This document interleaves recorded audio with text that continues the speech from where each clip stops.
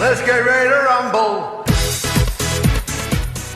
We're back to episode 159 of the Hibs Ramble. I can't even convince myself that I want to make a big introduction to this episode, but it is me, your host, as always, Liam, and I'm joined by the fantastic, the capless this week, Mr. Shaun Corrigan. Shaun, apart from the obvious, how are you? Yeah, I'm doing good, mate. I'm doing good. Apart from the obvious, I'm feeling better physically, but feeling worse mentally. And I thought Swings and roundabouts, well, mate. it's all ups and downs, isn't it? I thought I would sport the closest Celtic-looking top that I could find in support of this weekend's match. After yet again, Hibs not being able to win a derby that is deemed as very important. So thanks, Hibs. Yeah. I kind of blame us for that, though. Definitely blame us. I think we put too much pressure on. Well, you know, on, it's not like Hibs to go into a derby, big it up, and not perform. We've got the Wallace Mercer derby, we've got the relegation derby, and now we've got the title derby. So, cheers, Salinger. Yeah. Cheers, past and that. The Scottish Cup derby as well. Nah, I'm not talking about that. The Scottish Cup one as well. Yeah. Well, I mean, take your pick, Scottish Cup. How many is there? Aye. Listen, not a good weekend to be a Hibs fan. We'll get into the bones of the game a little bit later. But listen, on the face of it, not a good weekend at all to be a Hibs fan. Hibs obviously lose to Hearts in the derby. Elsewhere, Rangers obviously are beating at home to Motherwell, which is, you know, a bit of a double stake through the heart to Hibs, as Cheers, Rangers Cogsy. don't make any ground on Hearts. Hearts pull away, and also Motherwell pull away from Hibs in fourth, which is a bit of a disaster all round. At least Arsenal won for you at the weekend, but I suppose you can't take much solace in that, knowing that Man City will probably win the league as well. Aye, my mood will then be dictated by what they do tomorrow, I guess.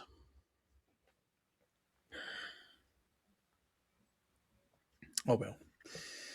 Well, we try and cheer ourselves up a little bit with a quiz at least. Absolutely. Let's start the episode at the highest mark possible. What the answer could be?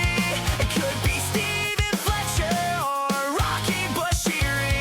It's the Hibs Ramble Quiz of the Week. That song's bound to cheer you up, Shaun.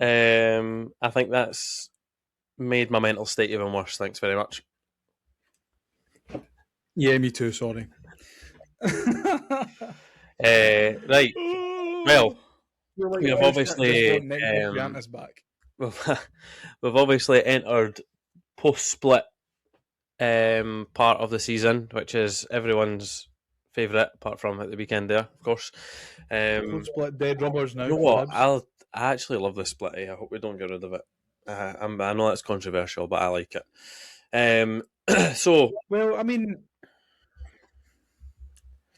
I was going to say something about the split there, but it's obviously good if you have something to play for. So, like if you're chasing Europe, for example, it's not great if you're sitting in sixth or fifth and not able to get to fourth, or even if you're seventh or eighth. So, yeah.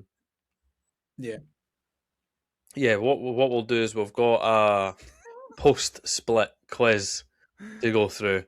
5 questions. Great. One for each of the last 5 post-split seasons, and a significant number of points on offer. So let's see how you get on. Love it. Okay, 24-25, so last season. All I want you to tell me is who scored the most goals for us post-split the last season. Bonus point if you can tell me how many goals that player scored. Post-split. Who did we play last season? St Mirren, Celtic, Rangers. Or Motherwell up there? No, or were Dundee United? I think Dundee United were up there. Aberdeen were up there. Did we beat Celtic post split? We beat Rangers post split. I'm going to go Martin Boyle, but I have no idea how many goals he would have scored. But I'm going to guess like 4. Well, if there was ever one way to jury up on the episode, that would be it, because both those answers are correct. So that's 2 points to get you started. Come on. Come on. Is it all downhill from here? I guess we'll see. I love that. Okay, Absolutely. 23-24. The only side in the bottom 6 with us that season that we faced post-split, that we will face this post-split, is Motherwell.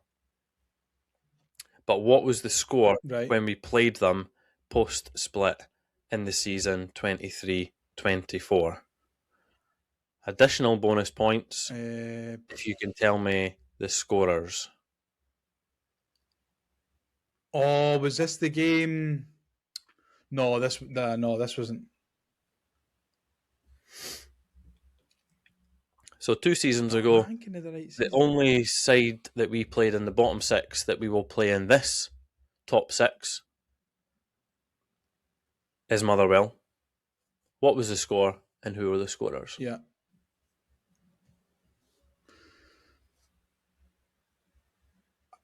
Why am I thinking that this is the game that we wore the purple top, the white shorts, and the purple socks, and Mizian scored?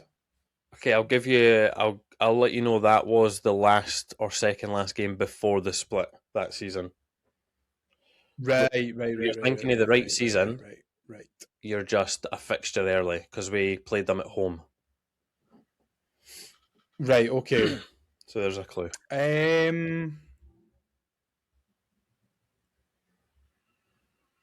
I have no idea what the score would have been, to be honest. I think I probably would have given up by that point in the season. Would you like another clue to maybe help you along? Yeah, go on then. It was Paul Hanlon and Lewis Stevenson's farewell match at Easter Road. Oh yeah, and I wasn't there. I didn't go. I didn't go that day. Did Midian score? No, we won 3-0, didn't we? 3-0. No. I have no idea who scored. So I'm going to go Mizian and Eliuan got 2. So you got 2 points, one for the score and one for one of the scorers. Martin Boyle scored a double that day. Oh, did he? Did Mizian get the other one? He did. Mizian opened the scoring. So, you're 2 questions in, you're 4 points. He was so good, mate. I know. Right, 22-23. We beat Celtic 4-2 at Easter Road post-split. But who is in charge of Celtic that day, and who was the Celtic goalkeeper that day? 2 points on offer. Ange Postecoglou, Scott Bain. There you go. I was going to ask you. I was going to ask you who scored a double for Hibs that day, but I think once you know the score, I think that game's quite memorable. So I thought you would have got that. I wasn't there again. I was watching on telly. I know Paul Hanlon. Paul Hanlon got one of the Paul goals. Hanlon did get a goal, aye. Yuan got a. Did he get Ewan 2? did get 2. And the other one was probably Martin Boyle. I think it went down as an own goal. I'm sure it did. I'm sure it went down as an own goal. Okay. You're doing all right. For once. I am, eh? By my standards. Yeah. Especially considering you weren't at any of the 2 games for the last 2 questions. Right. 21-22. We signed off the season in style with a 4-0 win at home to St Johnstone, who will be joining us next season. Not going to ask you who scored the hat-trick that day, because I feel like that's pretty obvious. James Scott scored the hat-trick that day. Yeah, I remember. What I want you to tell me is who scored the other goal that day. I'm going to guess Martin Boyle. No, it was Paul McGinn. Was it not? Right, that was the map kit, wasn't Yeah. it? And I remember James Scott got a hat trick. Because I think he'd scored, like, he hadn't scored all season, and then I think, did he not get 2 away to Dundee the game before, and a hat trick on the final day, and he ended up being like our third top scorer of the season or something. Now, who would have got the other one? Well, it's good to see you were listening, because I've actually said who got the other one. Yeah, after you said Martin Boyle, I said it was wrong and gave you the right answer, so it's good to know you're listening. All right. No, well, I was probably talking. Who's Paul McGinn? Well, just tell me who it was. I just said again. That's twice I've given you the right answer. I didn't hear you. Oh my God. It was Paul McGinn. Ballon d'Or. Oh, I fucking hate him, man.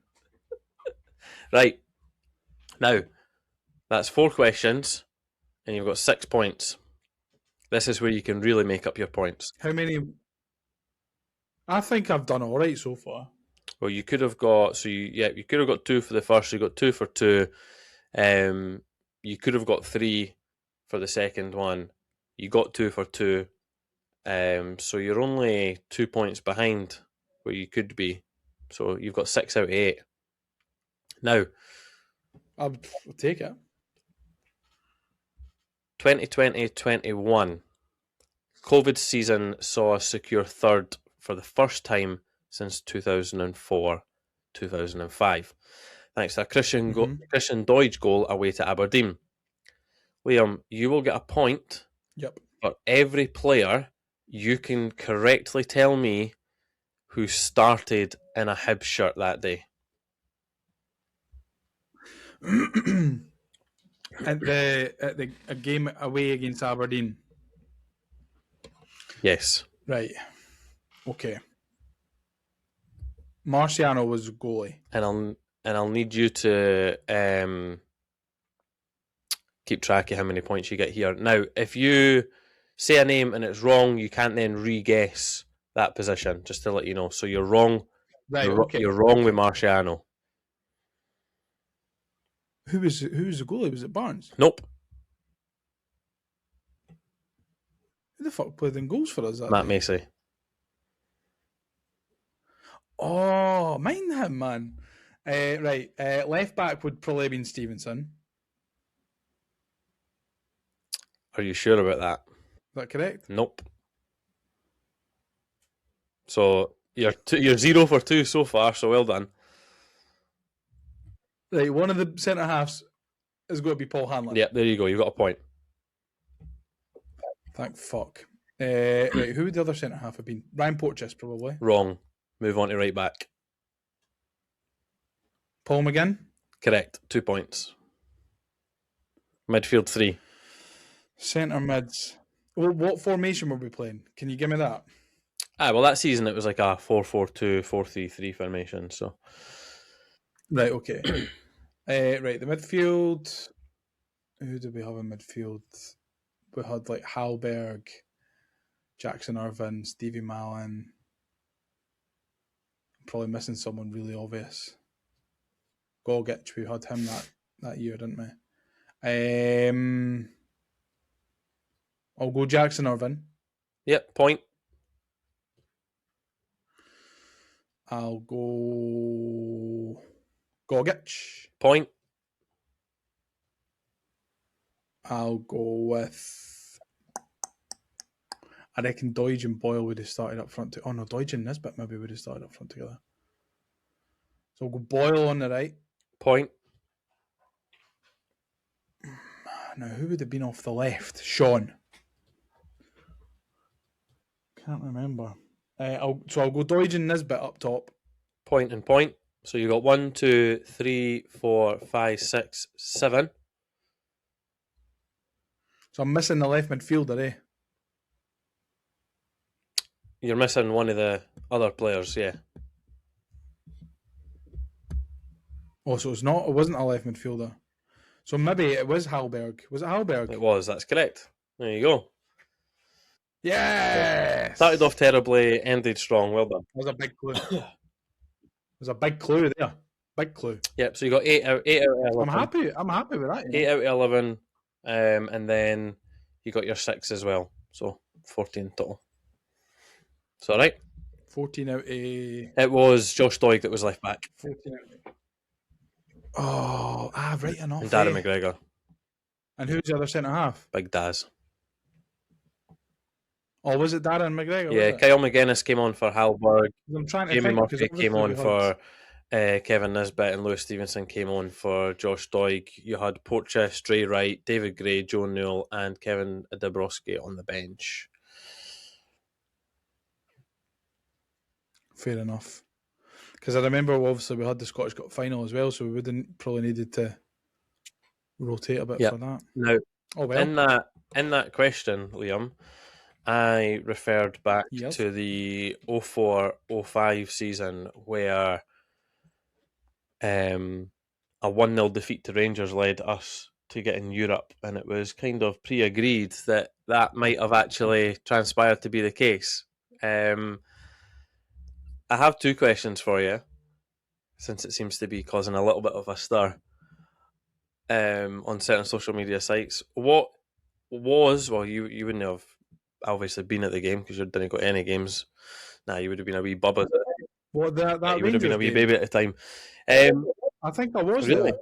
I think I was there. What, looking Remember. back, what's your thoughts on that, and therefore, what is then your thoughts on potentially that happening again against Celtic and Rangers this season? And do you want that to happen against Celtic and Rangers this season? To be honest, I'm a little bit torn. I'm a little bit torn about it because the Hearts hater in me would say absolutely lie down to them, make sure Hearts don't get anywhere near the title, do as much as we can to prevent Hearts winning. Well, we've the not done a good job of that. We've gifted them fucking 9 points this season. No, we've not done a very good job at it at all. Whereas, like the Hibs fan in me says, we're too, like, Celtic and Rangers are too much of a rivalry for us to do that. And I think that, I don't know. I feel torn about it. Obviously, So the context behind the 04-05 season, if memory serves me correct, I'm sure an older listener will correct me because I was only 11 or 12 at the time. Rangers needed to win the league, and Aberdeen. There needed to be like a 4-goal swing between us and Aberdeen for Aberdeen to finish third, or it was something like that. I can't remember. So us getting beat 1-0 meant that Aberdeen needed to beat Hearts at home 4-0 or something like that. And I don't even know if that would have then taken them third because I don't know if it then went down to head or whatever. So I remember it. Obviously, now looking back, you look at it and think, what the fuck? But in hindsight, we obviously that was a massive thing for that group of players. It was a massive thing for Tony Mowbray.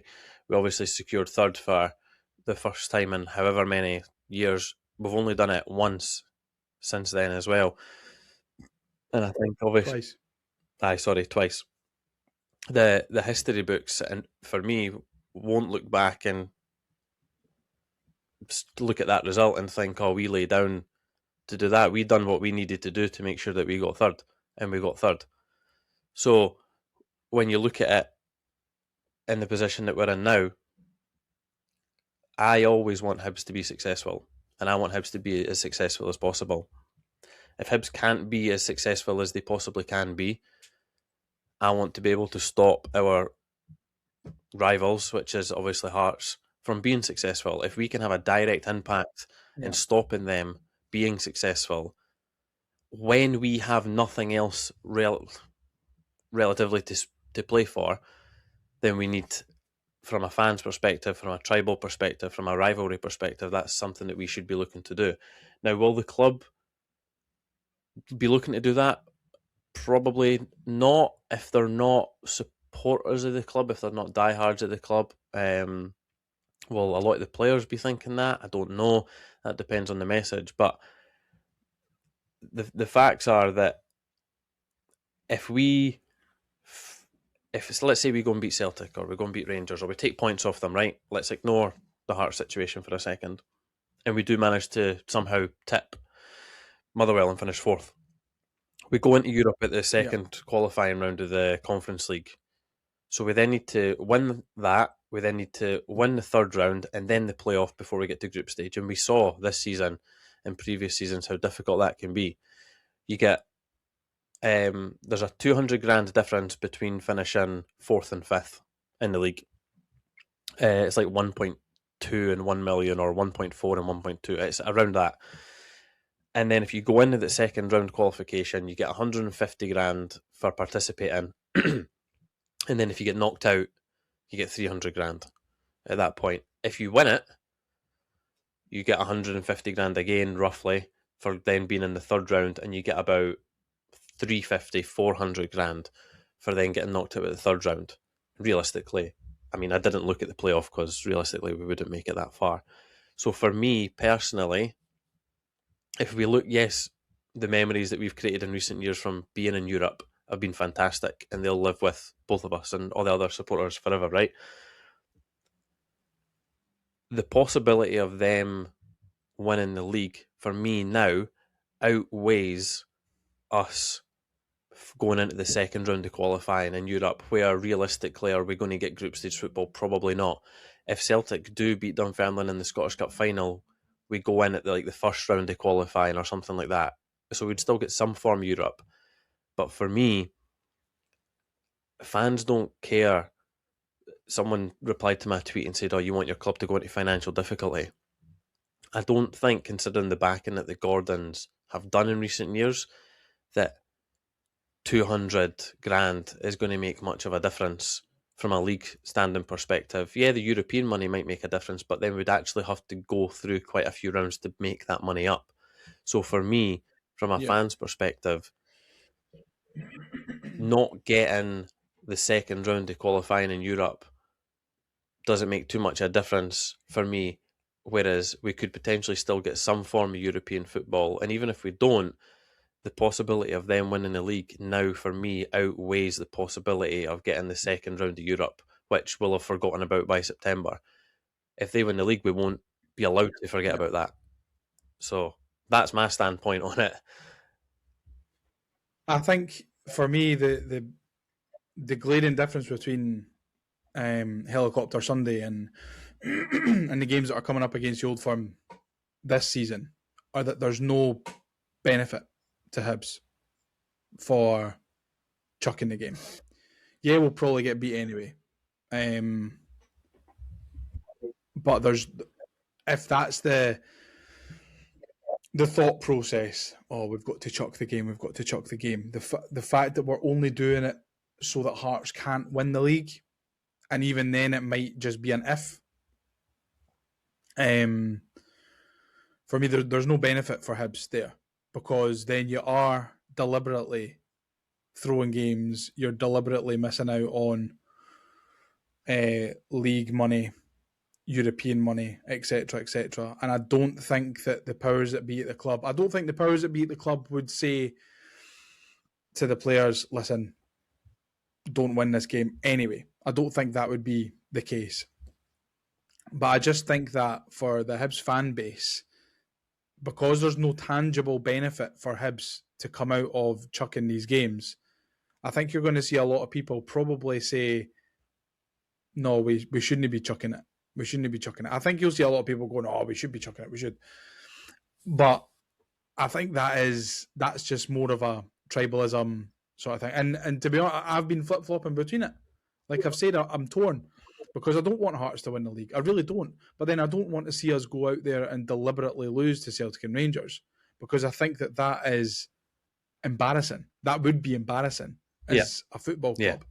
And if we did that and it stopped Hearts winning the league, then Hearts wouldn't have a league to celebrate, but they would go, well, you chucked games to Celtic and Rangers. That's fucking embarrassing. And I think that if the tables were turned, we would probably say the same. And then as a Hibs fan, if someone's coming at you with that, then you've not really got a leg to stand on.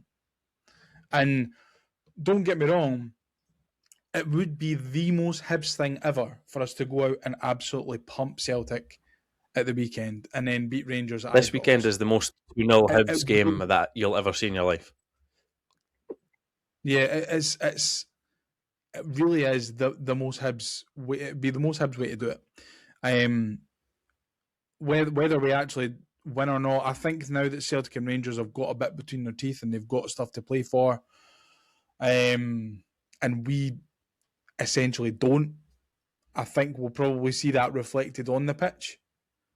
It's not like last season where we wrapped up third and we still had to play Rangers, but because we were on such a good sort of run of form, you don't really want to see us chucking it to Rangers then. Rangers had nothing to play for, and it was a pretty good game of football to watch, and it was quite intense. But I don't think you're going to see that level of intensity for Hibs games for the remainder of the season from us anyway. Yeah. Probably from Celtic, probably from Rangers, and probably from Motherwell as well. I think the only thing that we've got to play for now, and people might clip this and people might take the piss out of me, but I think the only thing that we've got to play for is making sure that we do finish fifth. Because Falkirk could catch us. They certainly could. That's a very real possibility. And I know we're kind of getting off topic a little bit, but yeah, I would feel very conflicted about these games. I don't think we'll win them anyway, so I don't think it's really going to be that much of a problem. We just got to hope that Celtic and Rangers are able to do their jobs, especially against Hearts, because that's the games that matter. Yeah, there's so many Celtic will pick up points anomalies against in what needs to happen between now and the end of the season, and it will be really fascinating. And obviously, we both hope that something other than us getting beat plays a part in that. At the end of the day, there's so many sides that need to do their own job. And listen, if Hibs go and beat Celtic and or Rangers, that'll still be a great result for Hibs because we don't do it often enough. But for me, tribalism plays a massive, massive part in football. Yeah. Yeah. And I think that, like, obviously, if we do go on and beat Celtic and Rangers and Hearts win the league, I don't think that. I don't know. I mean, I'll pose a question to you. Do you think that Hibs fans will then look back at that and go, well, we could have chucked that there and it would have stopped them winning the league? Or do you think they'll look back on it and go, we beat Celtic and Rangers post-split that season? Nah, the history books will just say Hearts won the title. So, unless we go and scud Celtic and Rangers 5-6, 7-8-0 or something like that, I'm not going to look back on a 1-2-1, 3-1, 3-2 victory against Celtic or Rangers if ultimately it led to them winning the league. It's a bit different, like, because it's post-split and it's now and it's so close and it's so direct. I mentioned it last week about timing when it comes to a title race, and this is exactly what I meant. Our games against Celtic and Rangers earlier on in the season, we still had so much to play for, and we still had the real possibility of chasing Motherwell, and we still can technically. So obviously, if we manage to achieve fourth, that's still a great achievement for this Hibs side. But we're now at the nitty gritty part. The nitty gritty part, and this is just me personally, and other than on social media, I've not actually met anyone in person that disagrees, because ultimately, Hibs fans don't want Hearts to have success. So if we can, unless you're Josh Taylor and Andy Murray, unless we can have a direct impact on preventing that, then you're spot on what you're saying. Like, the club and the board are not going to actively want that to happen. They're going to want us to be.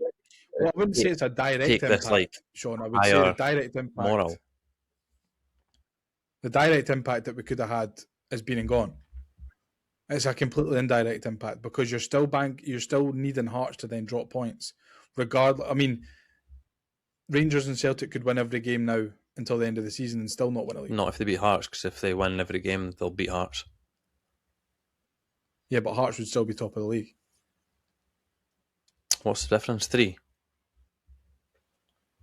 Yeah, between Hearts and Celtic. 3 and 4. 3 and 4. Do you know what I mean? So we come down to goal difference at the end of the season.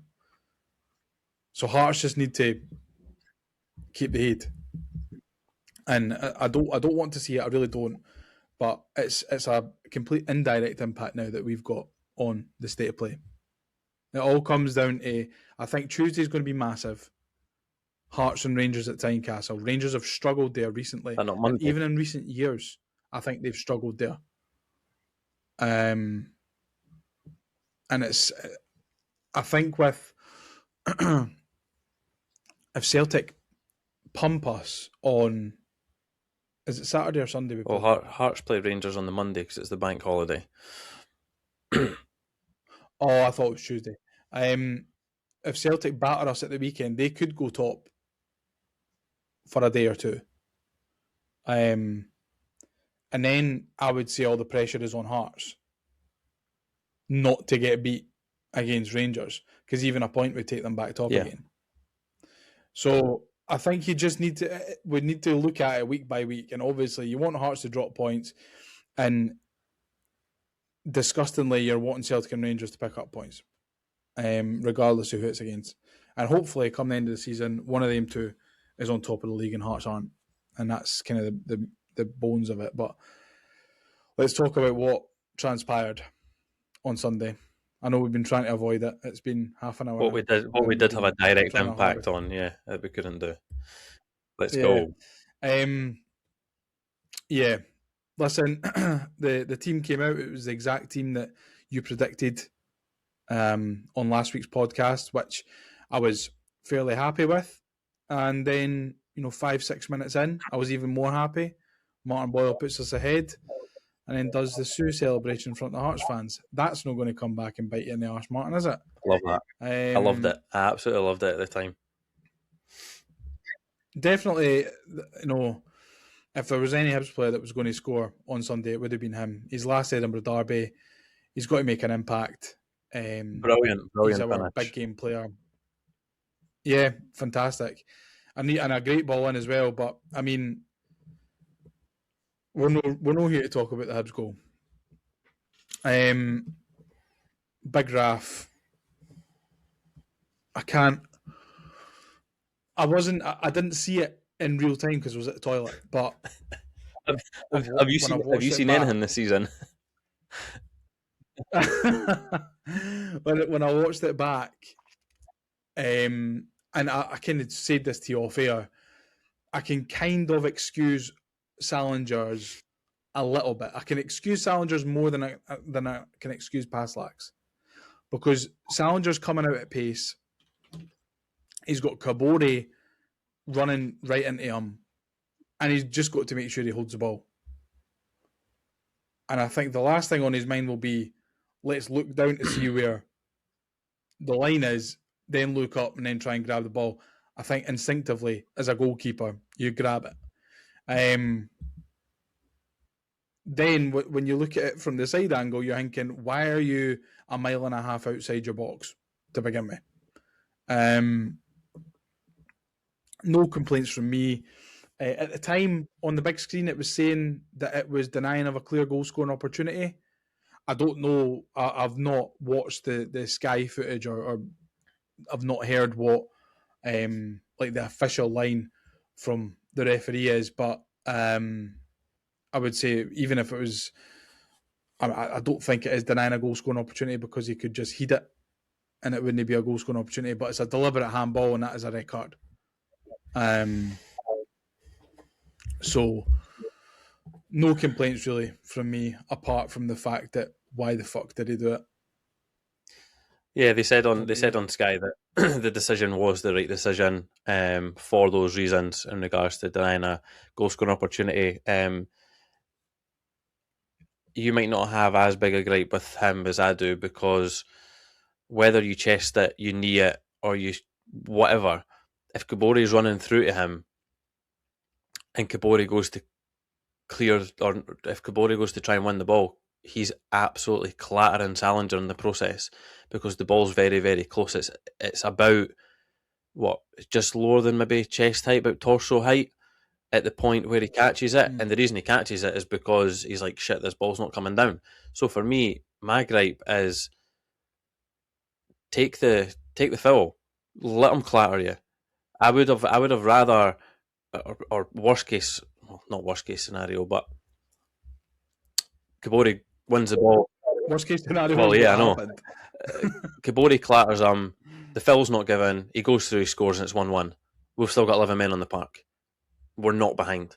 Do you know what I mean? So Yeah. I do have a massive gripe with that. The Salinger's been absolutely tremendous. Probably one of the signings of the season.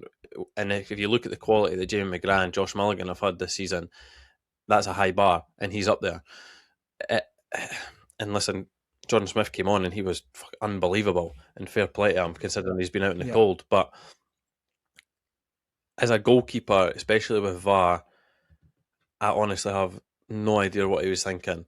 Like, chest it, hit it with your balls or anything, your knee, your foot, just get rid of it as best you can. And if you can't get rid of it, which is exactly what he couldn't do, let yourself get clattered, because Kabori, yes, is through-ish on goal, but Rocky is there. So by the time Kabori clatters Salinger, wins the ball, Rocky's still running through and could have potentially done something. Rocky's right there. Aye. Whereas it's not as if Kabori would have been through on goal, because he still would have had to get round Salinger as well. So that would have slowed him down.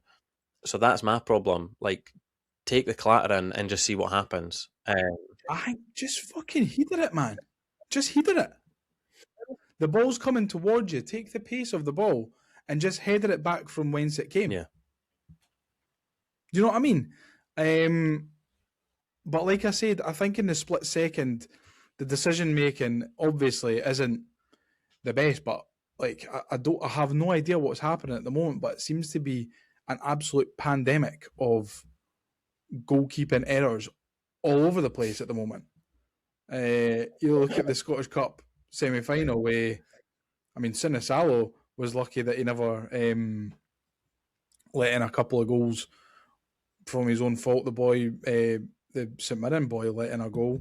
St Mirren boys faked a 3-month injury and an ACL injury just out of sheer embarrassment.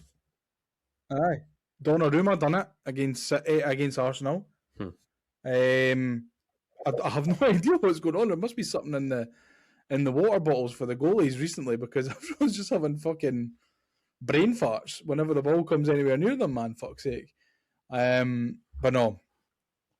Yeah, I mean, I say that it's more excusable, but I still think that, you know, it's a fucking Edinburgh Derby, man, and you know how important it is. You cannot be making decisions like that. And it's just, he's just one of the players that have let us down. The other player that's let us down is, of course, Felix Paslak. Gets booked for a nothing incident in the first half. Needless. And then the challenge right at the start of the second half, in the middle of the park, is completely needless. Yeah. And you could probably argue that had he not been on a yellow card, it could have been a straight red. Yeah, what is frustrating there's 2 points, issues that I have with it, probably 3 actually, if I include David Gray. But the first booking for Felix is just sheer stupidity. He's too pumped up, which is fine. Like, he's in an Edinburgh Derby, you want a certain level like that, and loads of Hibs fans are understanding that he clearly kind of quote unquote gets it and stuff like that. And at times he has looked like it, which is great. He's a very passionate player. However, the first one's sheer stupidity. Don't know why he has to try and engage with Stephen Kingsley. I think it was Stephen Kingsley after he gets booked for the non-contact foul on Martin Boyle. Martin Boyle done well to get him booked, and Felix Paslak's running in and just he's made a cunt of it, to be fair, and got himself booked. So my second issue is then on David Gray. Making a change at half-time doesn't affect your intervals where you can make subs. Kanai Omegwa came on and was unbelievable. He was incredible. So fair play to him. Absolutely brilliant. But he should have been on at half-time. David Gray should have sensed or maybe had a conversation. And obviously, Paslak's not going to say, yeah, take me off, I'm too hot-headed or whatever, or I've lost the plot. But there needs to be a level of in-game management from your manager to just make the decision. Especially when you're already down to 10 men. Exactly. You're down to 10 men. Your right back is on a booking where when you're down to 10 men, you're pushing the opposition wide or letting them have shots from range. And that's all we've done from then on. So for him to still be on the park is stupidity from David Gray, in my opinion. And then it's even worse from Felix to then make the challenge that he's made because he's on a yellow card. So he's been let down. Now, this might upset a few people, or a few people might disagree with me. I said it last week. The outcome of this Edinburgh Derby could potentially have an outcome on how we view people's careers at Hibs. And that could certainly be the case with both Salinger and Paslak if the inevitable ends up happening. I've seen it online. So there, I've seen it online. People saying Paslak, Salinger, Obita shouldn't be playing for Hibs and again. And it happens after. I know every I It can happens after. excuse Obita because he's had an absolute monstrosity of a shift. Listen, he still shouldn't have let the boy come in the box. He should have closed it down. But for me, Campbell and Soto are more to blame for the second goal. However, We'll we will, touch on that we when will. get to it. But Salinger and Paslak, there will be fans out there. I'm not one of them because I think both of them have been really, really good. But there will be fans out there that will look at them and think, "Yous directly caused us to. We were 1-0 up in a derby, a very, very important derby, and yous have got yourself sent off through sheer stupidity. Nothing else. Not a wrong officiating decision. Sheer stupidity." Aye. And that ultimately has had a direct impact on what we couldn't do in the game. And then it's led to us getting beat, some may say. So unless they go on to win a League Cup or win a Scottish Cup, those two players could potentially be remembered for that and that alone, which is unfortunate, but that's the way that football works. And it's maybe one of these that they're going to be remembered by the other half of the city as well. Well, You know what I Jabby's mean? remembered For for getting the sent off in final, that isn't he? game, So, but he was shite. It's Ken what, mate. It's more frustrating to me than if he was sent off wrongly. I think the fact that these two have made the decisions, and Paslak, he flicks the ball up over his head. He's in the middle of the park. First off, what are you doing? Then he's got to be aware where he is. Now, if you feel like you can get that ball, right, then go for the ball. But you can't get the ball and not risk a follow through when the ball's at knee thigh height. You especially on a yellow card, you cannot risk that. Which is exactly what he does. But I think, go back to what you said about Salinger. Just let it happen. Let it happen. We're already down to 10 men. You've got your boot is up high. There's Hearts players in close proximity. What do you think is going to happen? What does he actually think is the outcome going to be? Do you think he's going to nick the ball? And because come on, fuck. He's not Cafu. He's not Roberto Carlos. He's not that guy. He's not going to do that. Let what happens happen. And if they push forward and end up scoring, they push forward and end up scoring. We've still got 10 men on the park. We're still an attacking threat. But Salinger and Paslak, I mean, I thought I was kind of over it. I thought I was less angry today. But Salinger and Paslak have massively, they've let their manager down. They've let the supporters down. They've let the club down.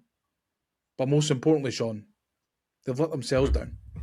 And what frustrates me the most is, like, Martin Boy was never going to last the 90 minutes, especially when we went down to 10 men, but the absolute powery shift that every single other player on that pitch done, excluding Soto and Campbell. Apart from Mego and Smith. Aye. That squad at that point were doing incredibly well. It did feel there was a bit of inevitability to it that Hearts were going to get one eventually, but when you get someone sent off, you force them wide and you keep them from range, which we were doing really well. A lot of it was last ditch. We were never going to be able to hold on, but we were doing a really good job of it. And to do it when we went down to 9 men was incredible as well. Campbell, when he came on, obviously was trying to get us further up the park. There was a few headers that he won, and then just Soto was letting him down. There wasn't a lot of play between the two of them. I understand the Campbell sub in regards to energy. I probably would have put Scarlett on for a bit more pace from an outlet perspective, if I'm being honest.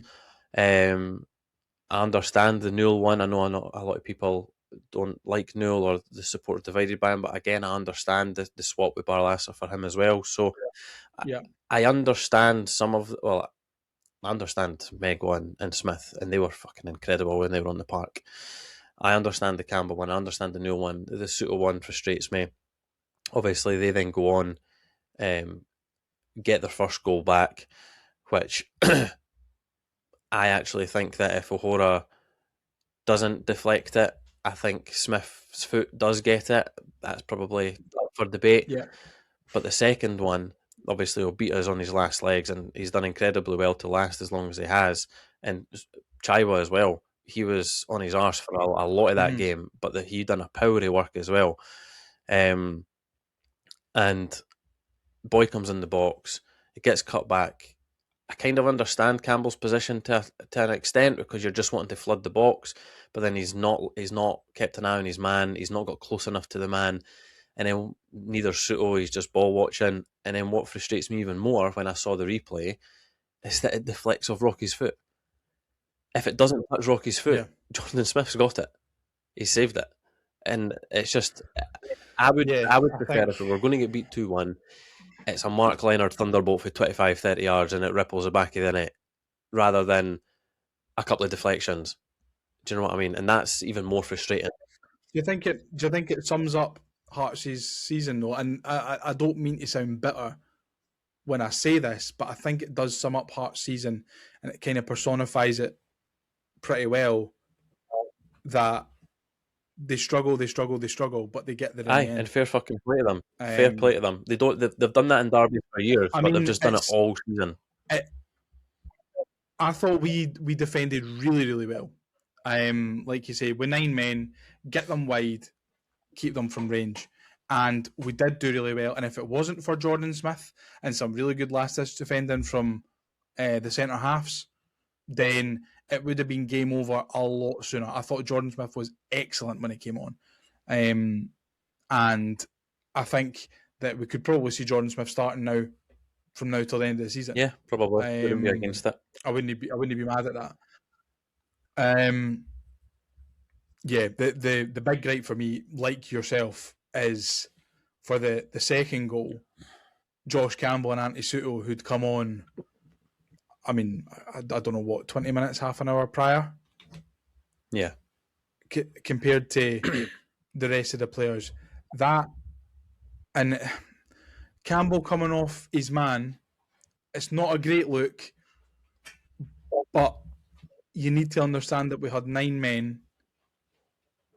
Probably just tried to flood the box. Some Hearts players, some marking of Hearts players would have to get sacrificed to have players in the box. You understand that. What I can't excuse, what I can't explain away, is Antti Soto's lack of effort, his lack of running. When he was trying to hold the ball up, he was giving it away every time.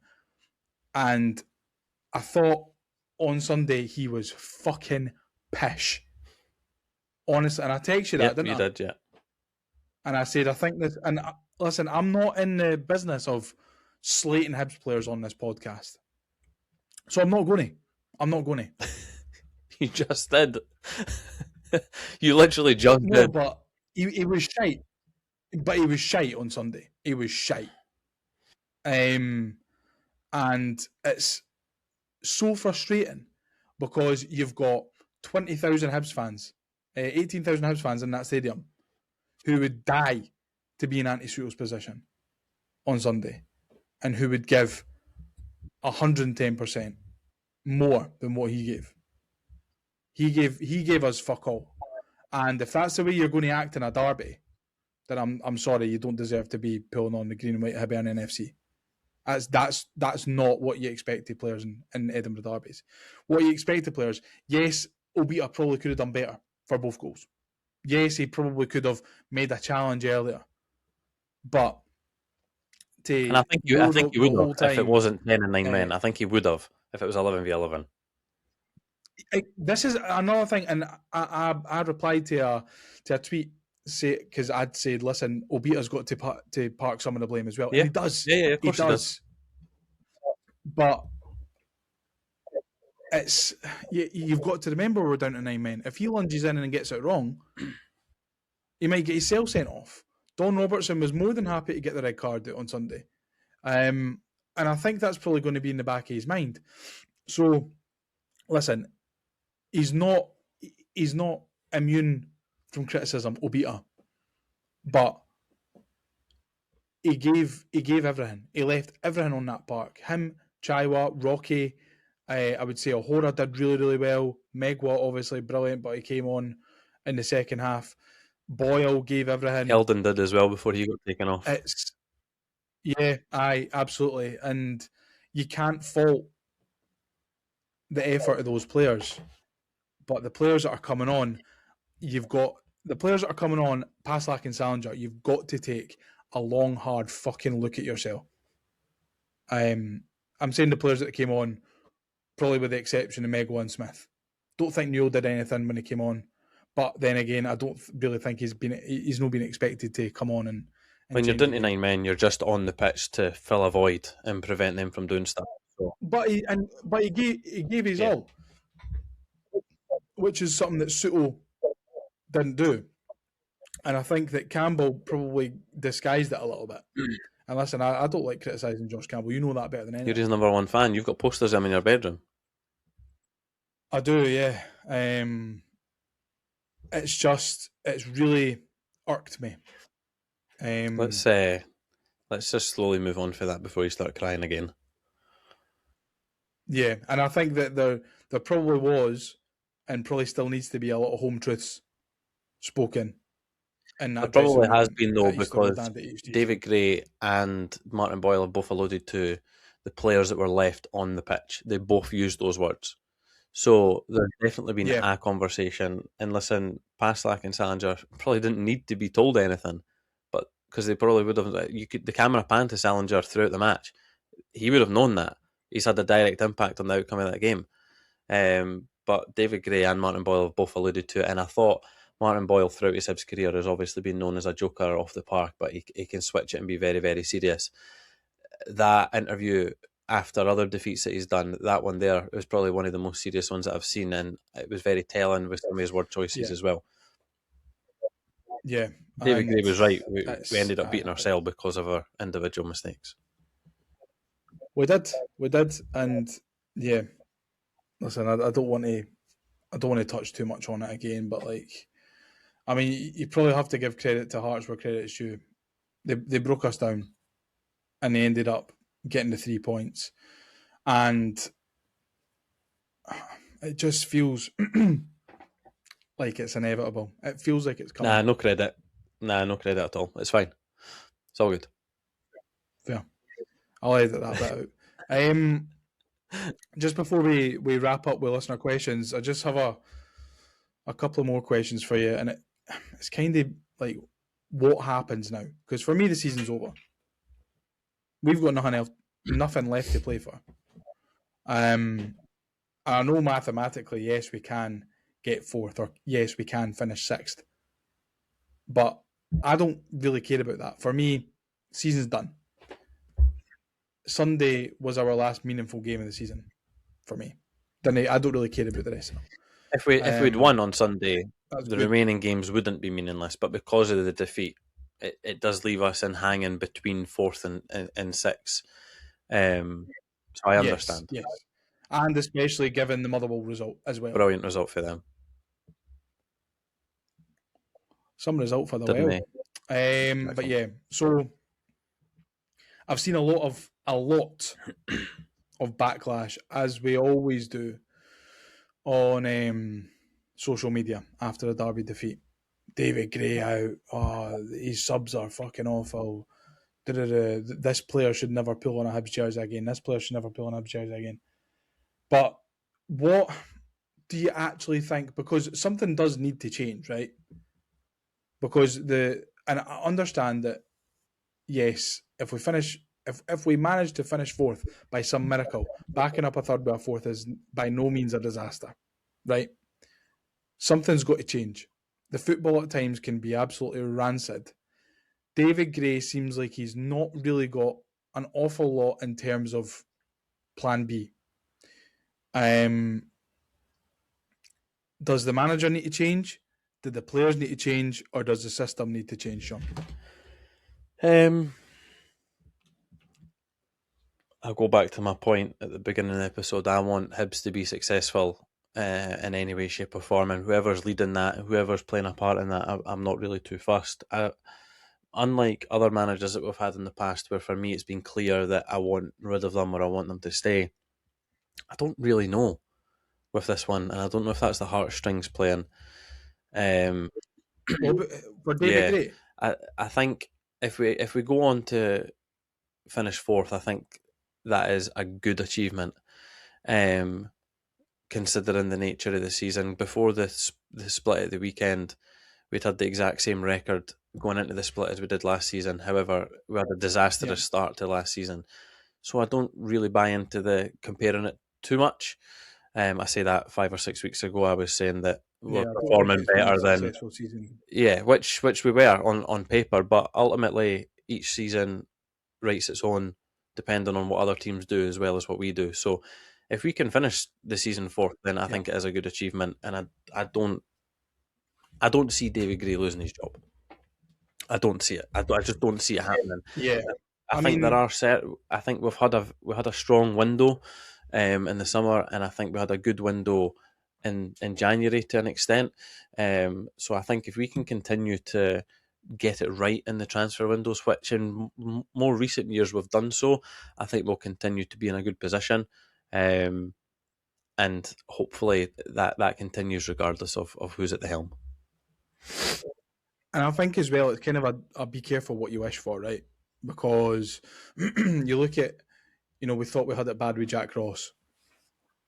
He goes, and then you're on a merry-go-round of managers who are not good enough. And again, I've kind of spoken about this on the pod before, but then when you're having that merry-go-round of managers and you're seeing, players that Paul Heckenbottom signed, players that Jack Ross signed are still there 3-4 managers later who are nowhere near good enough, but they're getting clean slate every 6 months. It's tough to kind of get yourself out of that groove, because if the players are consistently letting the manager down and it's the same players every manager, then the manager's on hiding to nothing from day one, essentially.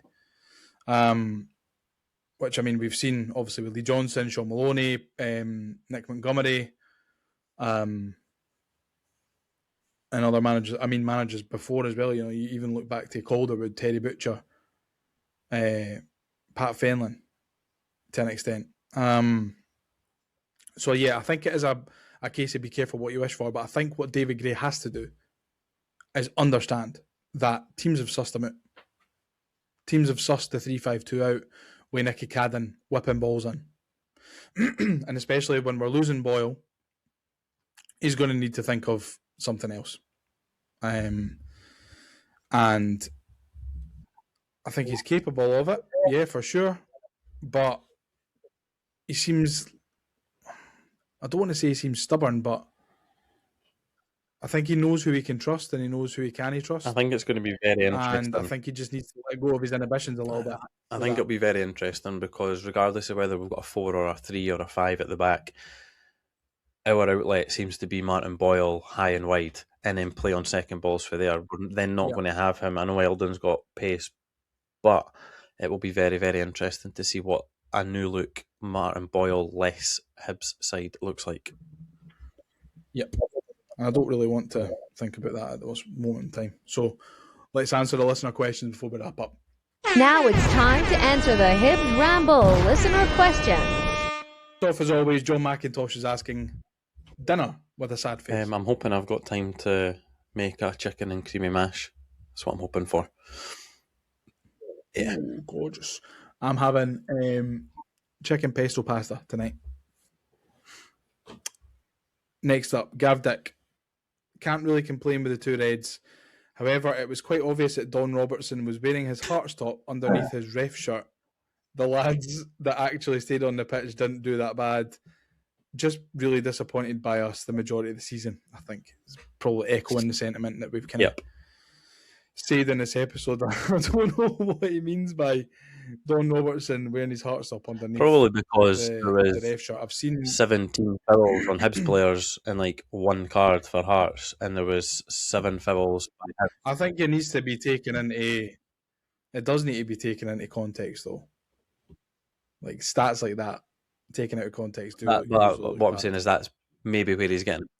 I do think he probably could have got the card out a little bit more often, but looking back on it, there's no Hearts player that I think, oh, he definitely could have been sent off, or he should have been sent off. We could have done well in keeping his cards in his fucking pocket. Yeah, one of them. Colin asks, Don Robertson is a fud. Salinger was foolish. Paslak was reckless. We gifted them the game. Keep 11 men on the park and an easy 3 points. Stick with your man at the end and we come away with a draw. Christ knows what will happen next season without Boyle. And Didn't sound like a question, to be fair. No, it didn't sound like a question. I should have read it before I spoke it. Graham says, if Gray was to go, who realistically would be even consider in the role? Feel there's a portion of the fan base that want him out, but also happy to stand by him. Feel with all the points dropped this season, top 3 now was certainly not impossible. We've been the victims of our own failure. Is that the saying? Victims of our own downfall. Yeah, but I still don't think that top 3. We've not chucked as many games this season. Nowhere near as many games this season as we did last season. Don't think top 3 would have been attainable. Maybe 4th. We probably could have been clearing 4th by a couple of points, but no by much. If Gray was to go, I think this is the problem of being a Hibs fan, is that if you say, oh, the manager should go, you can't pick a name out of thin air who you're going to go, we'll take him. Because we're not that lucrative a club. We're not a Manchester United. We're not an Arsenal. We're not a Barcelona, Bayern Munich. Managers will not be clamouring over each other to get to us. Or top quality managers anyway that you would want in the role. So it's not really a question that I think we can answer. Alan McGowan, do we lie down to the Ugly Sisters and give them a free go to improve their goal difference? We can maybe start off and just score loads of own goals at the start. Brian Ross says, seems like David Gray was watching another game on Sunday. Why did he not take Paslak off at half-time? Exactly what you said, Shaun. Why did he take Nicky Cadden off when most of us were thinking take Eldon? Do you know what? Now, I understand why he took Cadden off. And it's because Obita was already in the park. I thought at the time, I went, what the fuck is he taking Cadden off for? That's an outlet. That's a great ball. That's our delivery. If we get any set pieces, if we get any free kicks, that's the man we need. Why are we not taking Eldon off? Mm-hmm. But then the way we shaped up and the way that we played when we went down to 10 men, I was like, do you know what? I understand it. I like it. It's bold. It's ballsy. We're keeping 2 pacey players up top. Eldon and Boyle were kind of dropping in. Boyle worked his absolute socks off. I think if we stayed at 10 men, the plan would have been maybe replace one of them with Scarlett and one of them with Soto, just to give us a bit more of a balance as the game went on, or to maybe just bring Scarlett on and then maybe a Newell or a Campbell. So I did think the longer you go and the longer you're comfortable with 10 men. You know what I mean? At the time I thought, oh no, I don't like that sub. But then when I actually saw it unfold, I thought, do you know what? I don't mind that. I understand what he's doing. Yeah. I think that I was maybe the only one in the stadium that thought that once Salinger was shown the red, I was like, I think he will take Cadden off. Because he would obviously go to a 4. Yeah. And who would play on the left of the 4? Obita. Cadden can't play. Like, where else would Cadden go? You know what I mean? So, I understood it. I definitely understood it. And then finally, Spot says, was Gray right to take Nicky off? Salinger and Paslak, disgrace. Surely Barlasser can't stay. Shocking nearly every I think... game. Would you have Barlasser back next season? No, because players like Barlasser are a dime a dozen. I think we can go and find another player that's the exact same. I think he's equal, maybe slightly better than Newell. I think they're both of a similar mould, a similar type player. Nowadays in modern football, you can get loads of players like that. They'll come and go. It's about finding a good one and a better one, and hopefully we do that. I think sell Elding for 50 million in the summer and throw absolutely everything at Nectar Triantis to come back. Final thoughts on that? No, I don't want Eldon to go. We'll sell. I tell you what, I'll make a deal with you. We'll sell Rocky for 25 million to Real Madrid, and he can be Rudiger's partner at centre half. And there's a. But as part of the deal, Real Madrid need to buy Triantis and then loan him to us permanently, and we don't have to pay any wages. Well, I was going to say we'll just bring in Bellingham, but I will do that instead. That's fine. Yeah, Triantis is better. A different player, eh? Nah, different player. We don't need a Bellingham right now. We definitely don't need a Bellingham right now.